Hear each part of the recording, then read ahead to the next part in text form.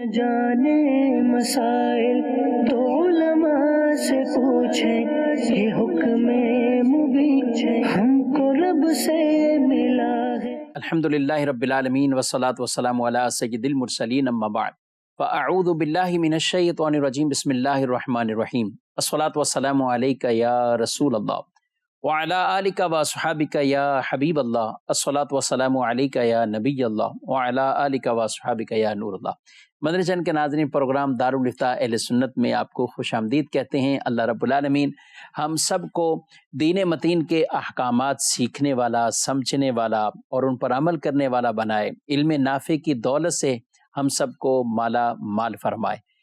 اس programme میں ہم آپ کے سوالات کو شامل کرتے ہیں اور ایک مختصر سے وقت میں بہت سے اہم مسائل بھی ڈسکس کیے جاتے ہیں، آپ کی کالز کو بھی پروگرام میں شامل کرتے ہیں۔ پیارے رسول صلی اللہ علیہ وآلہ وسلم پر درود و سلام پڑھنے کے بے شمار فضائل و برکات ہیں، اور انہی میں سے آپ صلی اللہ علیہ وسلم کا یہ فرمان معظم علی شان ان اول الناس بی یوم القیامہ اکثرہم علیہ صلاۃ، فرمایا قیامت کے دن میرے قریب ترین وہ ہوگا جو مجھ پر کثرت سے درود پڑھتا ہوگا۔ اللہ رب العالمین مجھے آپ کو عمل کی توفیق عطا فرمائے۔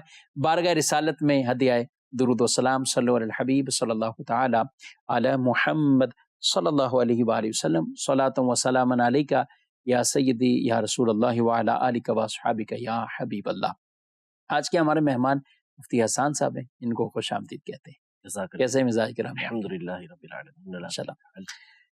پہلا سوال وہ یہ ہے کہ کچھ لوگ جب قرآن خوانی کا بھی ایک ماحول ہوتا ہے، کہیں قرآن خوانی ہو رہی ہوتی ہے، یا مسجدوں میں بھی کچھ ایسا ہوتا ہے کہ کوئی قرآن پاک لے کر بیٹھا ہوا ہے، دوسرا کوئی شخص آتا ہے تو یا تو وہ کرسی اس کے پاس ہی لے کر آ جاتا ہے، یا کرسی پہلے سے ہی رکھی ہوئی ہے۔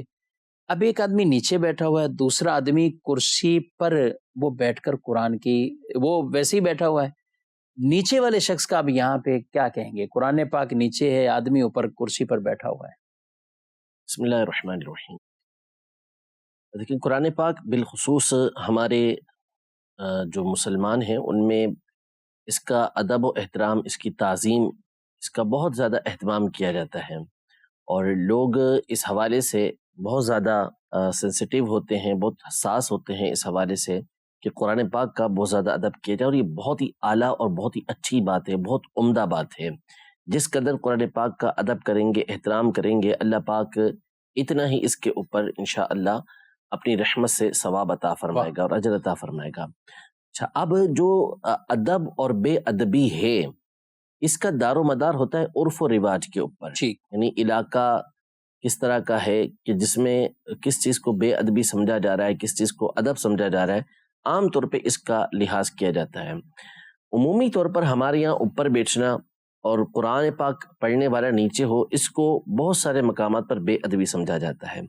اب اگر کوئی شخص اوپر بیٹھا ہے، یہاں ہم یہ دیکھیں گے کہ اس کا بیٹھنا بغیر کسی وجہ کے ہے، بغیر کسی عذر کے، بغیر کسی بیماری کے ہے، یا کسی وجہ سے، کسی عذر بیماری کی وجہ سے وہ بیٹھا ہے۔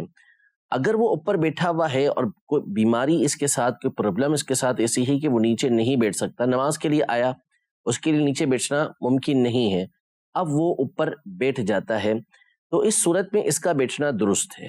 البتہ یہاں پر یہ احتیاط برتنی چاہیے کہ اگر مثال کے طور پر کرسی، وہ جیسے بعض لوگوں کی عادت ہوتی ہے وہ کرسی اٹھا کے پھر آگے صف میں لا کے رکھتے ہیں، تو وہ دیکھ رہا ہے کہ اگر کسی صف کے اندر کوئی نمازی قرآن مجید فرقان حمید لے کر بیٹھا ہے، اسے پڑھ رہا ہے، تو اسے چاہیے کہ پھر وہ کرسی دور ہی رکھے، قریب لے کر نہ آئے، دور رکھ کے پڑھے، اس میں دور رکھ کر بیٹھے، اس میں بہتری ہے۔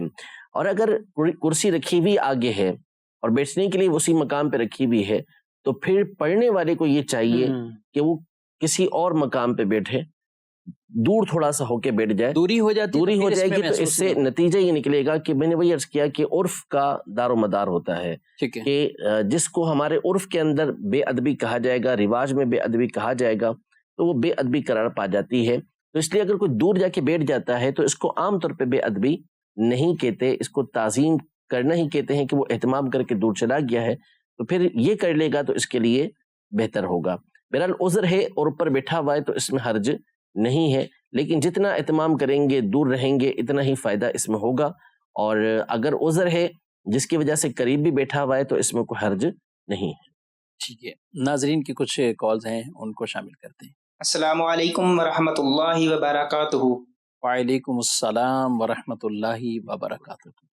دارالفتاء اہل سنت میں میرا مفتی صاحب سے یہ سوال ہے کہ ایک حدیث پاک میں اس طرح کا ملتا ہے کہ عورت، گھاڑ اور گھوڑا منحوس ہوتے ہیں، تو اس حدیث پاک کی کیا تشریح ہے؟ رہنمائی فرما دیں، جزاک اللہ خیرہ۔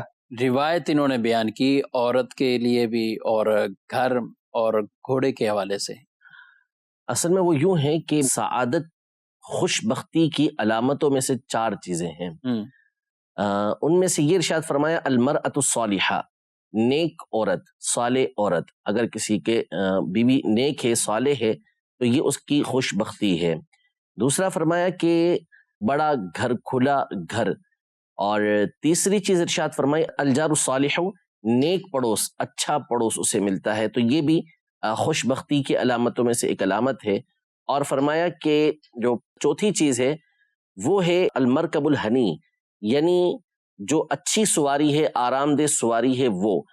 اور اس کے عکس فرمایا کہ بدبختی کی علامتوں میں سے 4 چیزیں ہیں کہ بری عورت ہو، برا گھر ہو، تنگ گھر ہو، برا پڑوس ہو، یا سواری ٹھیک نہ ہو۔ تو اس کے بارے میں فرمایا کہ یہ بدبختی کی علامتیں ہیں۔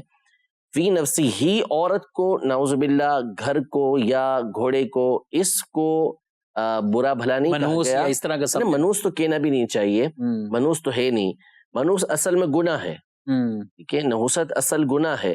تو اصل یہ جو چیزیں ہیں، 3 چیزیں، یہ 4 چیزیں مختلف اس کی جو روایتیں آئی ہیں، اس کا معنی یہ ہے کہ اگر یہ چیزیں بندے کو دنیا کے اندر حاصل ہوتی ہیں تو یہ اس کی خوش بختی کی علامت ہے۔ لیکن اگر اس کے برعکس کسی کے ساتھ معاملہ پیش آتا ہے اور وہ اس پر صبر کرتا ہے تو انشاءاللہ اس کا ثواب جداگانہ اس کو ملے گا۔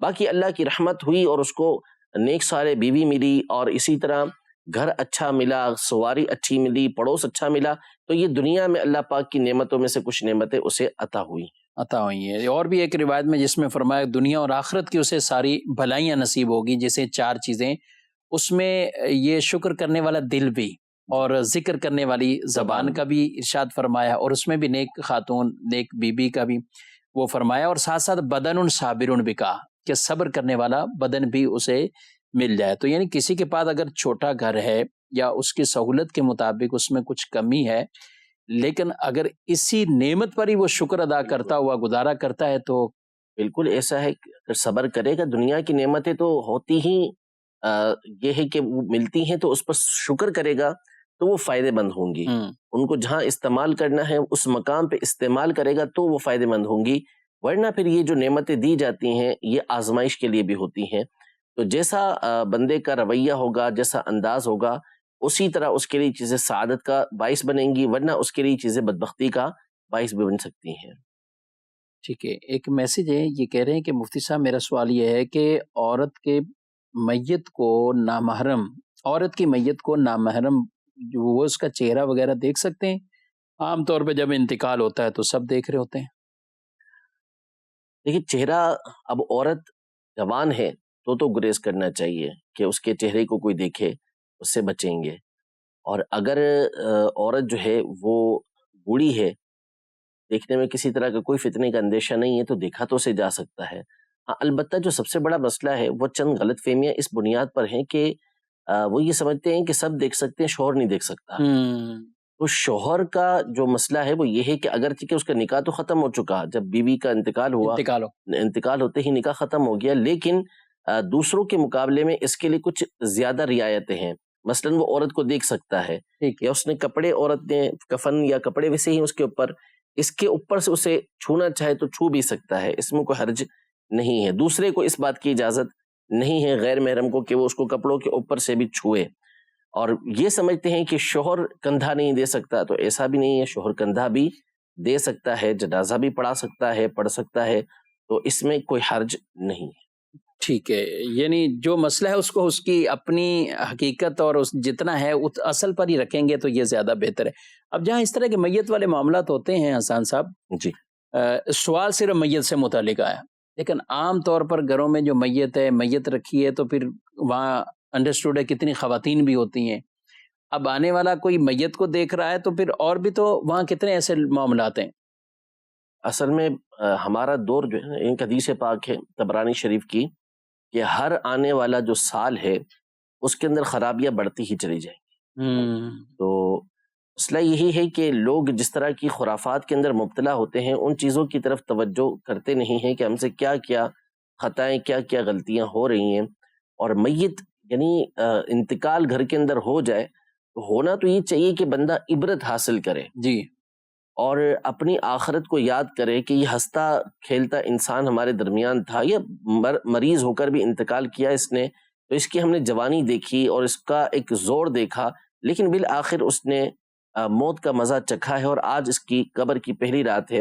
ہونا یہ چاہیے، لیکن ہمارے یہاں عام طور پر اس کا عکس ہوتا ہے، اور لوگ میت کے اندر بھی نعوذ باللہ ان خرافات کے اندر ان غیر شرعی باتوں کے اندر مبتلا ہوتے ہیں کہ الامان والحفیظ، یعنی میت کمرے کے اندر پڑی ہے، انتقال ہو چکا ہے، بجائے اس کے کہ اس کے لیے ایصال ثواب کا اہتمام کیا جائے، ایک بڑی تعداد ہوتی ہے کہ جن کو یہ فکر ہوتی ہے کہ آنے والوں کو کھلانا ہے اور اس کے وہ اپنا غم ہی گویا کہ بھولے ہوئے ہوتے ہیں اس اور وقت. اس طرح کے معاملات کے اندر پڑے ہوئے ہوتے ہیں کہ جن کی کرنے کی شریعت نے اجازت ہی نہیں دی ہوئی. تو ایسی باتوں سے بچنا یہ ضروری ہے. ایصال ثواب کا اہتمام کریں، خوب اس کے لیے پڑھیں کہ اب اس کے لیے صرف اور صرف ان چیزوں کی اہمیت یہ رہ جاتی ہے. ٹھیک ہے. ایک اور میسج ہے، یہ پوچھ رہے ہیں کہ اگر 2 سجدے نماز میں جیسے ایک رکعت میں ہوتے ہیں تو 3 کر لیے یا 4 کر لیے تو اب اس کی تلافی کیسے ہوگی، معاملہ کیسے ٹھیک ہوگا؟ اگر جان بوجھ کے 2 کی جگہ 3 یا 4 سجدے کیے ہیں تو اس صورت میں تو نماز دوبارہ پڑھنا ہوگی، یعنی اس نماز کو مکمل کریں اور آخر میں پھر جب نماز پوری کر لی تو اس کے بعد دوبارہ اس نماز کو پڑھنا ہوگا، واجب الادا ہوگی.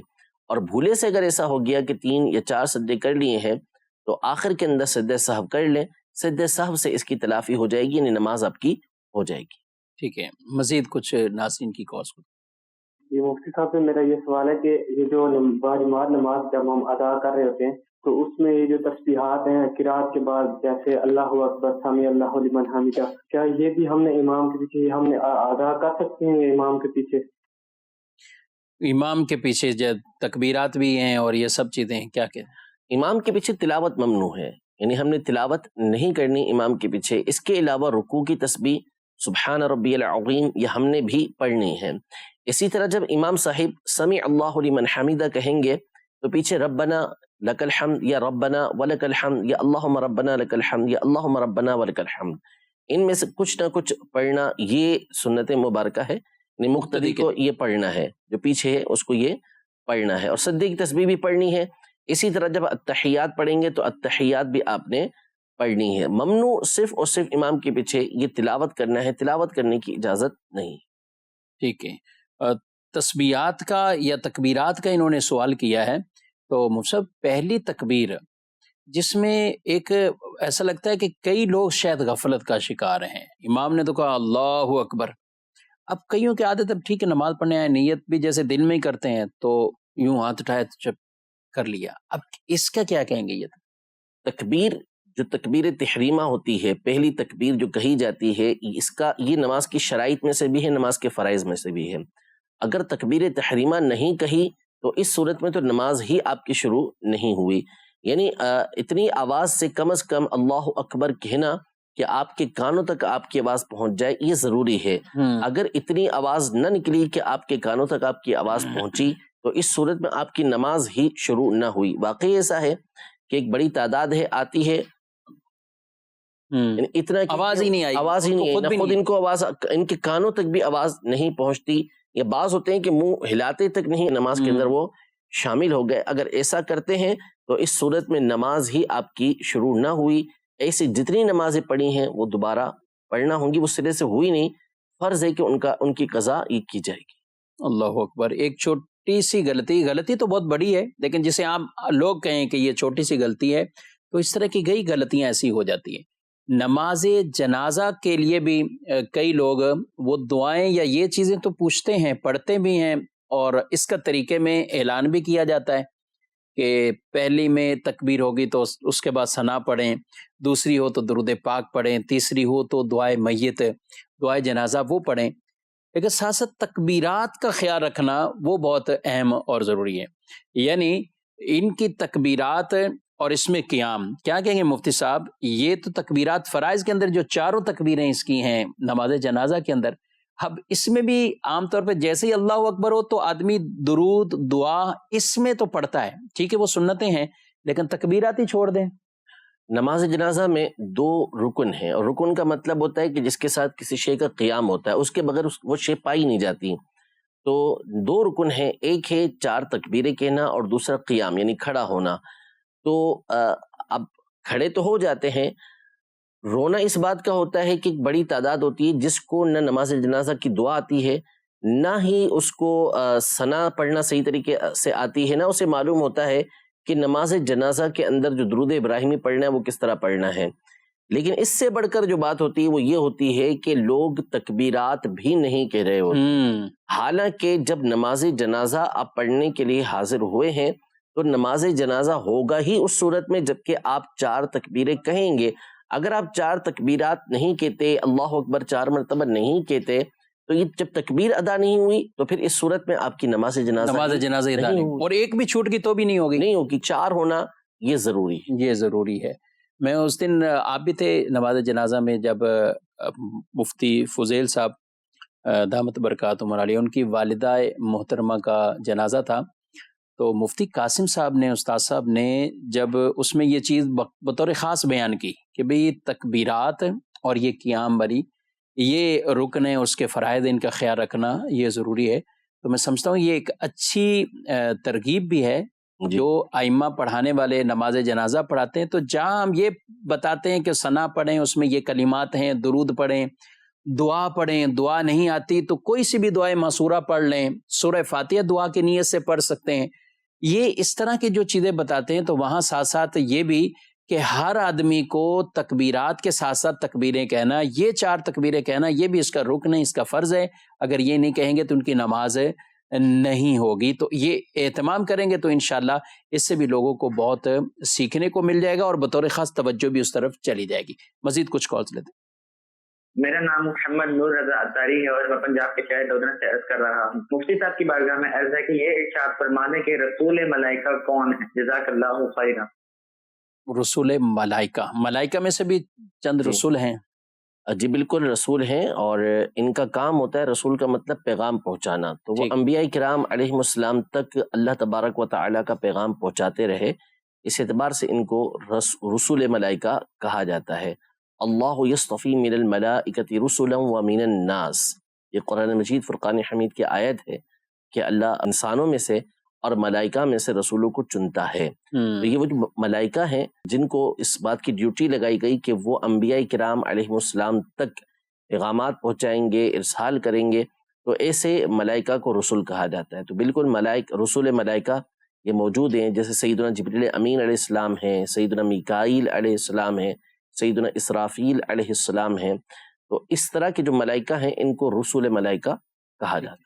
انبیاء کرام علیہ السلام، ان میں سے بھی رسولوں کی تعداد یہ کتنی ہے؟ جی یعنی انبیاء کرام علیہ السلام کی جو تعداد ہے وہ تو مقرر کرنا ممنوع ہے، اجازت نہیں ہے، کیونکہ اس میں روایتیں مختلف ہیں، بعض میں آیا کہ 1,24,000 تو بعض میں 2,24,000 آیا، اس لیے علماء نے اس میں منع فرمایا کہ ہم کوئی تعداد معین نہیں کریں گے۔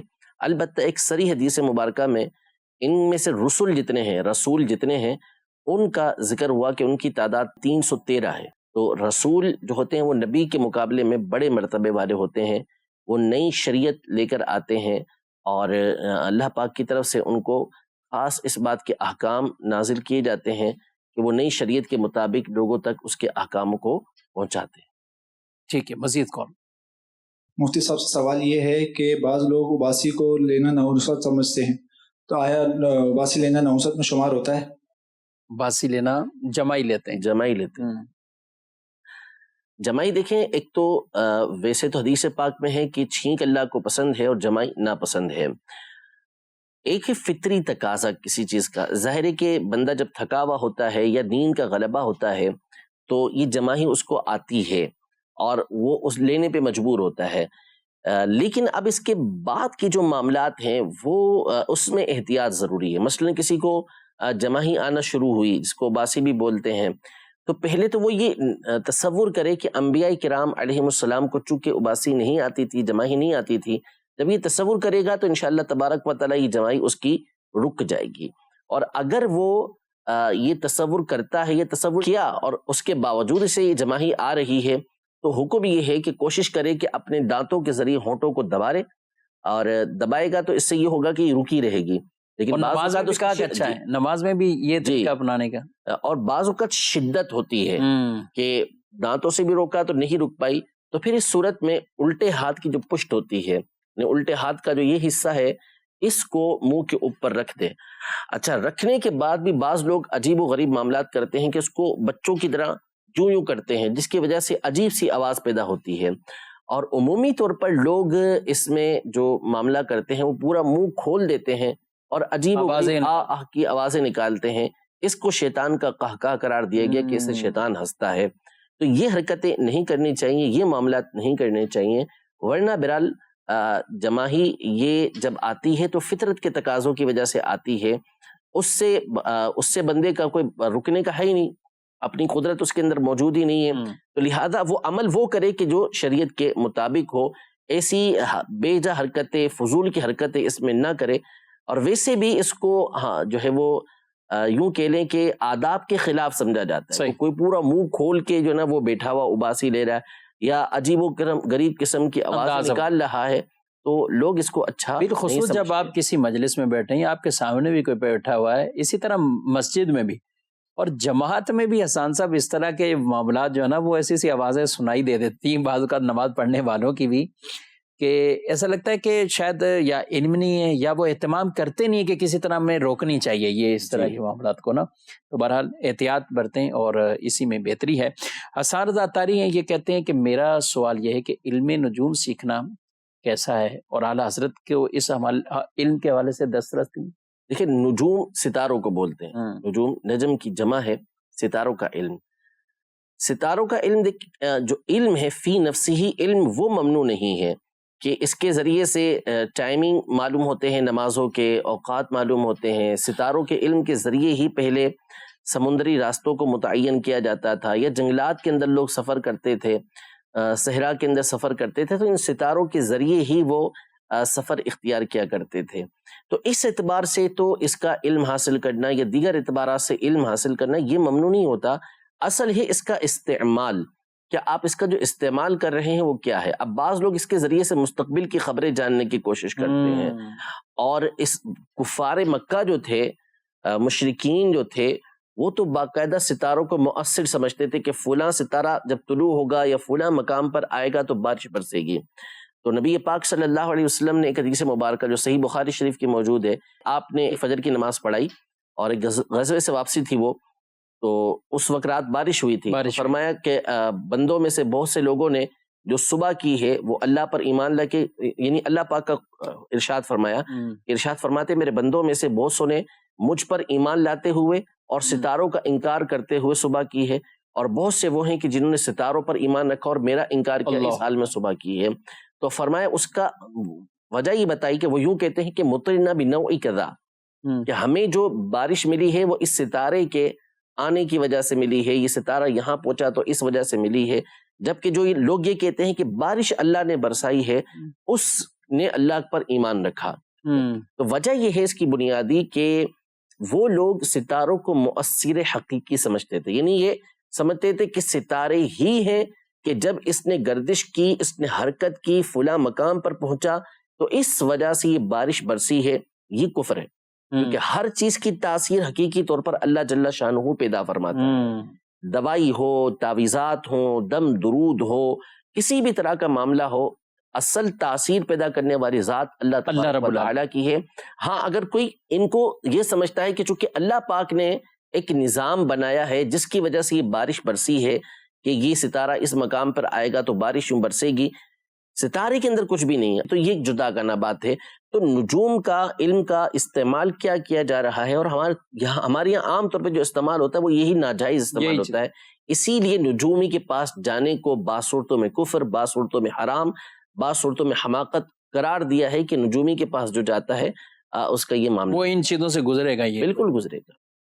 تو اگر یعنی جو اس طرح کا علم و ساتھ ہے، جیسے آپ نے کہا کہ یہ سیکھنے کے لیے نمازوں کے اوقات اور اس طرح کی چیزیں ایسے کچھ علماء تھے جن کو اس پہ بہت مہارت بھی حاصل وہ مہارت حاصل تھی.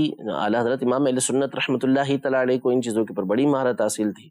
آپ کے شاگرد رشید ملک العلماء حضرت علامہ ظفر الدین بہاری رحمۃ اللہ تعالیٰ علیہ، ان کے شاگرد خواجہ علم و فن خواجہ مظفر صاحب رحمۃ اللہ تعالیٰ علیہ، ان تمام کو بڑی مہارت حاصل تھی اس پر. ماشاءاللہ. جی مزید کون؟ مفتیان کرام کی بارگاہ میں عرض ہے، جمعہ کا جو حکم ہے کہ جمعہ کا جب وقت ہو جائے تو خرید و فروخت حرام کر دی جاتی ہے، تو یہ وقت جو ہے یہ اذان ہونے کے بعد شروع ہوتا ہے یا ابتدائی وقت ظہر سے اس کا وقت شروع ہو جاتا ہے، اس کے بعد خرید و فروخت نہ کی جائے؟ اذان جمعہ قرآن پاک کا واضح حکم جو ہے، وقت کی یہاں پر بات نہیں ہے. یا ایھا الذین آمنوا اذا نودی للصلاۃ من یوم الجمعۃ فاسعوا الی ذکر اللہ وذروا البیع. اے ایمان والو، جب جمعہ کے دن نماز کے لیے اذان دی جائے تو اللہ کے ذکر کی طرف دوڑو اور خرید و فروخت کو چھوڑ دو. تو یہاں اللہ کے ذکر کی طرف جانے کا، سعی کرنے کا حکم دیا اور خرید و فروخت چھوڑنے کا حکم دیا ہے جب اذان جمعہ ہو جائے. تو اذان جمعہ ہو گئی، اس کے بعد خرید و فروخت نہیں کر سکتے.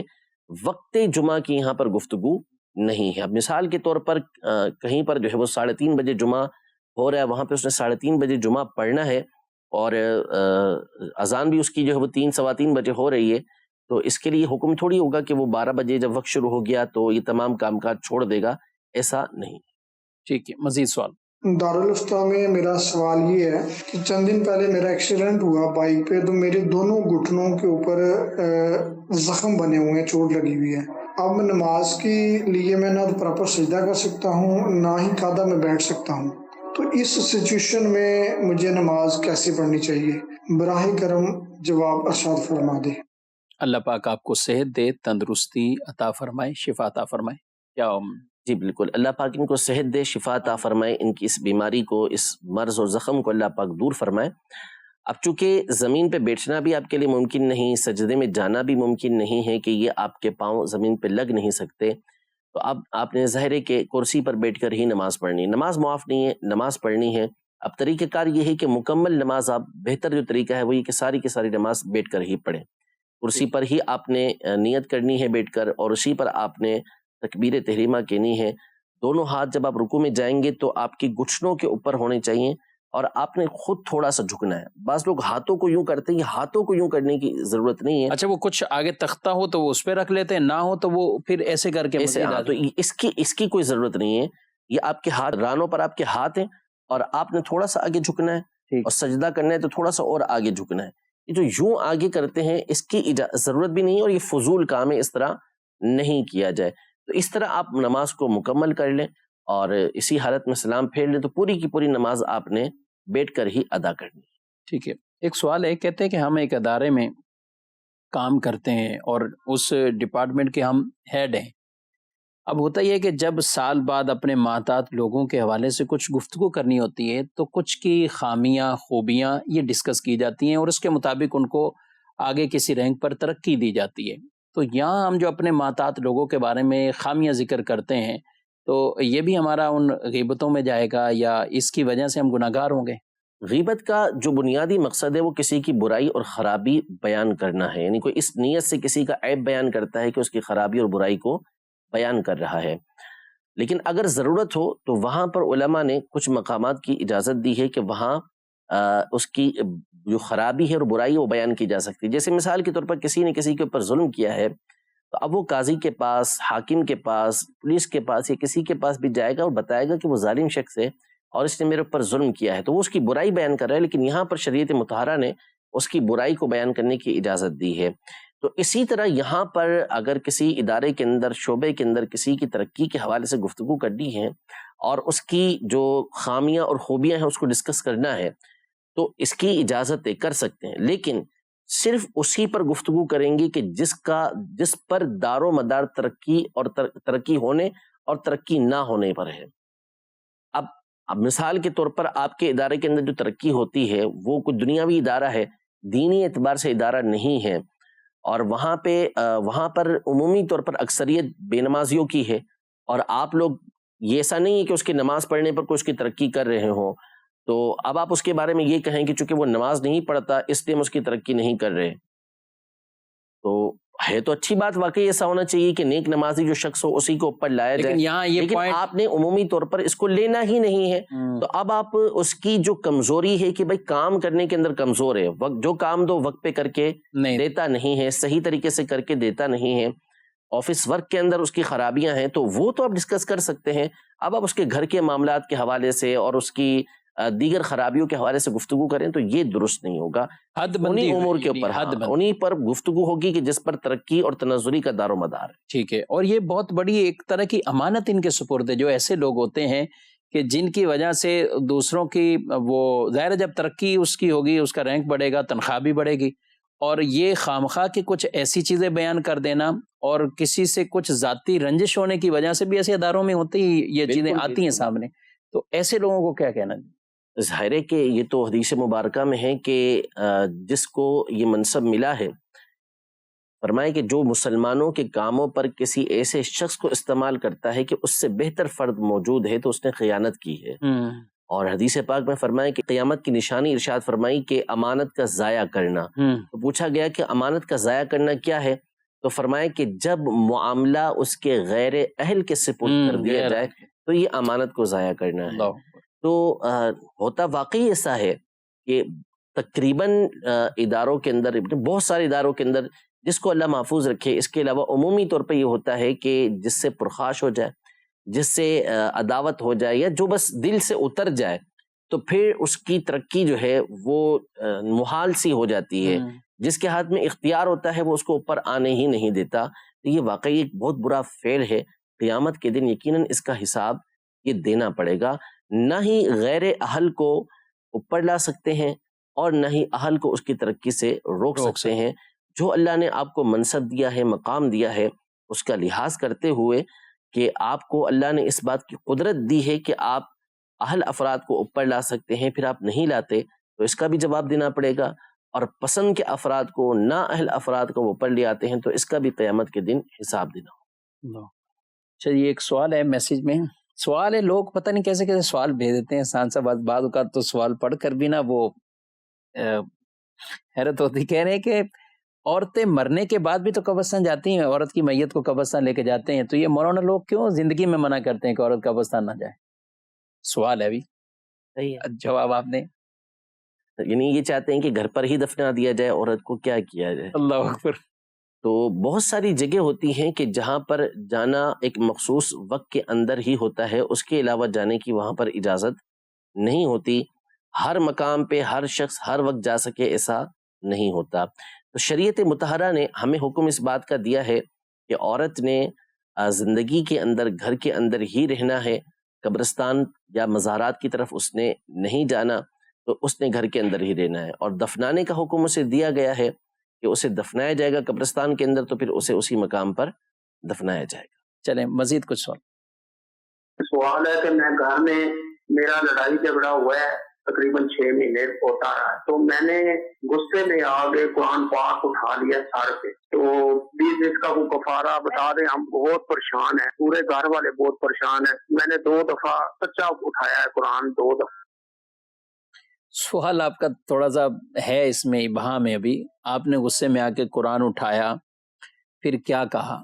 قرآن کی کوئی قسم یا کس چیز کو، یا آئندہ جھگڑا نہیں کرنا، پھر اس کے بعد آپ نے جھگڑا کیا، یہ اس میں وضاحت نہیں ہے، کیا کہیں گے حسان صاحب؟ کوئی مشورہ دیں گے ان کو؟ بالکل ظاہر ہے کہ یہ تو بتانا ہی پڑے گا ان کو کہ ہوا کیا ہے، بولا کیا ہے، ہوا کیا ہے۔ قرآن کہہ رہے ہیں میں نے اٹھا لیا، اس کے بعد کیا ہوا؟ بہرحال قرآن اٹھانا نہیں چاہیے، بچنا چاہیے، لیکن آپ نے آگے بولا کیا ہے اس حوالے سے گفتگو کی جا سکتی ہے۔ ہاں، اگر پچھلی کوئی بات تھی اور آپ نے کہا سچا قرآن آپ نے اٹھایا، اور سچائی کے لیے بیان کرنے کے لیے آپ نے قرآن اٹھایا، تو اگر آپ نے جھوٹ نہیں بولا تو اٹھانا تو آپ کا جائز تھا، لیکن اگر مستقبل کے کوئی الفاظ آپ نے بولے ہیں تو وہ پھر سننا پڑیں گے، اس کے بعد ہی کوئی حکم بیان کیا جا سکے۔